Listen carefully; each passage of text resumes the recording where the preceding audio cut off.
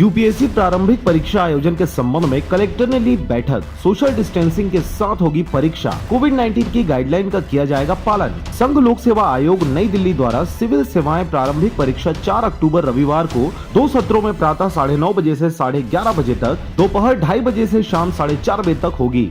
इस परीक्षा में बिलासपुर के 20 केंद्रों में 7,855 परीक्षार्थी शामिल होंगे, जिसकी तैयारी के लिए कलेक्टर सारांश मित्तल ने सभी केंद्राध्यक्षों और संबंधित निरीक्षण अधिकारियों की बैठक लेकर आवश्यक दिशा निर्देश दिए हैं। मंथन सभा कक्ष में आयोजित बैठक में कलेक्टर ने कहा कि इस महत्वपूर्ण परीक्षा में जिनकी ड्यूटी लगाई गई है, उन्हें अपनी जिम्मेदारियों का गंभीरता पूर्वक निर्वहन करना है। इसमें किसी भी प्रकार की लापरवाही बर्दाश्त नहीं की जाएगी।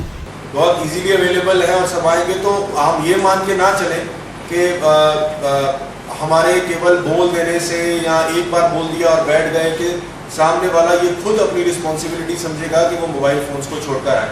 हो सकता है एक क्षेत्र में 2, 4, 5, 10 आदमी आपको इसके मिल जाए जो करें, तो आप लगातार आप बोलते रहें। वो एक गेट्स के बाहर लगातार कि मोबाइल फोन्स और ब्लूटूथ डिवाइसेस अलाउड नहीं है।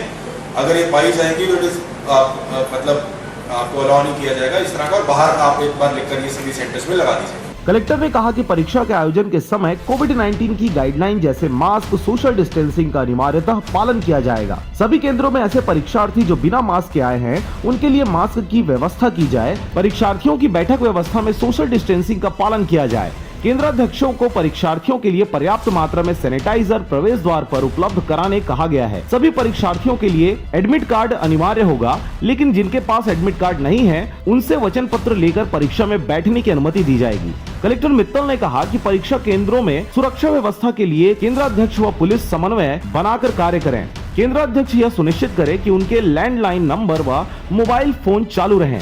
नोडल अधिकारी के भी फोन चालू रहें। परीक्षा हॉल में मानक साइज के टेबल कुर्सी की व्यवस्था हो। शौचालय में साफ सफाई हो। हॉल के अंदर पंखा, रोशनी और पेयजल की पर्याप्त व्यवस्था होनी चाहिए। परीक्षा केंद्र में मोबाइल फोन, बैग, किताब आदि ले जाने की अनुमति नहीं होगी। केंद्राध्यक्ष, निरीक्षक व प्रतियोगी छात्र छात्राएं ही हॉल के अंदर प्रवेश कर सकेंगे। इसके अलावा किसी अन्य को हॉल के अंदर जाने की अनुमति नहीं होगी।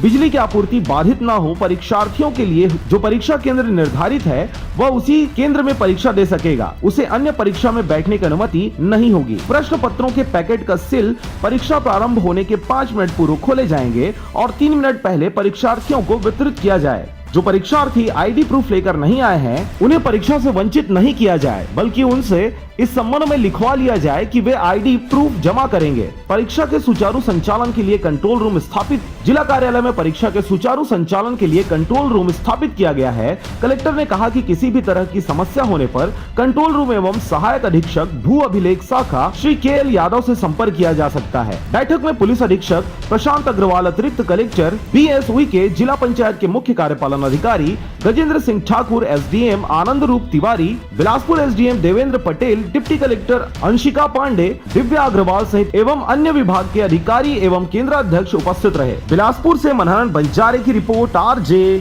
रमझाझर।